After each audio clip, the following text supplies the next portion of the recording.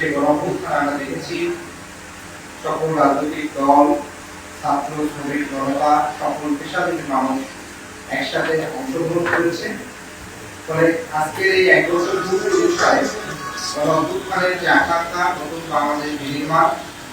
একটি ইনসাফ, মানবিক মর্যাদার বাংলাদেশ প্রতিষ্ঠা করার সেই লক্ষ্যে গণঅভ্যুত্থানের যারা সর্বোচ্চ স্যাক্রিফাইস করেছেন, যারা জীবন দিয়েছেন, সেই সব শহীদ পরিবারের সদস্যদের নিয়ে একই সাথে প্রতিবাদ বিরোধী লড়াইয়ে রাজনৈতিক দল, সংগঠন, সাংবাদিক বিদ্রোহ, শিক্ষক, শ্রমিক সকলদের একসাথে নিয়ে আমরা আমাদের প্রতিষ্ঠাবার্ষিকী উদযাপন করতে যাচ্ছি। আমাদের প্রথম দিন অর্থাৎ ২৮শে ফেব্রুয়ারি কেন্দ্রীয়ভাবে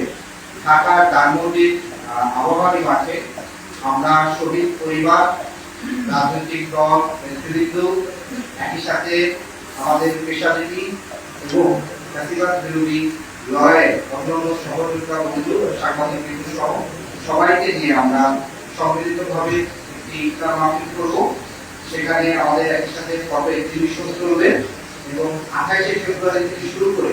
১১ই মার্চ পর্যন্ত আমাদের অন্যান্য যে বিভাগগুলো আছে সেখানে আমাদের ধারাবাহিক ইফতার মাহফিলগুলো চলবে। একই ফরম্যাটে ওই বিভাগে আমাদের দলের নেতৃবৃন্দ এবং একই সাথে শহীদ পরিবার এবং ওই বিভাগের যারা গুণীজন আছেন তাদেরকে নিয়ে। সেক্ষেত্রে আগামী ২৮ তারিখ বিকাল ৪টায় ধানমন্ডির আবাহনী মাঠে আমাদের যে স্লোগান, সেই স্লোগান নিয়ে আমাদের প্রতিষ্ঠাবার্ষিকী হবে। একই সাথে ২রা মার্চ আমাদের চট্টগ্রাম, ৩রা মার্চ কুমিল্লা, ৪ঠা মার্চ সিলেট এবং ৫ই মার্চ ময়মনসিংহ এবং ৭ই মার্চ ফরিদপুর, ৮ই মার্চ বরিশাল, ৯ মার্চ খুলনা এবং ১০ই মার্চ রাজশাহী, সর্বশেষ ১১ই মার্চ রংপুরে বিভাগীয় ইফতার মাহফিল এবং প্রতিষ্ঠাবার্ষিকী উপলক্ষে শহীদ পরিবার এবং অন্যান্য জেলা নেতৃবৃন্দ আছেন তাদেরকে নিয়ে ইফতার মাহফিল অনুষ্ঠিত হবে। কেন্দ্রীয়ভাবে আমাদের যে ইফতার মাহফিল হবে সেখানে আমাদের ফটো এক্সিবিশন থাকবে এবং একই সাথে দীর্ঘ ১ বছরে আমাদের যে রাজনৈতিক পথচলার যে গুরুত্বপূর্ণ উল্লেখযোগ্য যে ইভেন্টগুলো আছে সেগুলোর একটা ধারাবাহিক প্রোগ্রাম থাকবে, সেটাকে আমরা হিস্ট্রি ওয়াল বলবো এবং একই সাথে ফটো এক্সিবিশন এবং ফটো বুথ থাকবে। আমরা সেখানে আপনারাও আসবেন, বিশেষ করে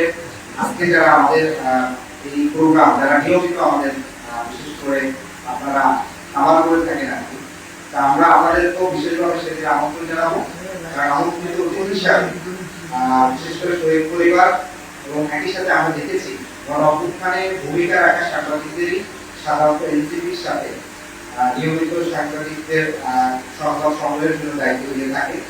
সেই জায়গা থেকে যারা আমাদের নিয়মিত ফ্যাসিবাদ বিরোধী সময়ের ভূমিকা রেখেছেন আপনারা, তাদেরকেও আমরা সেদিন একই সাথে আমন্ত্রণ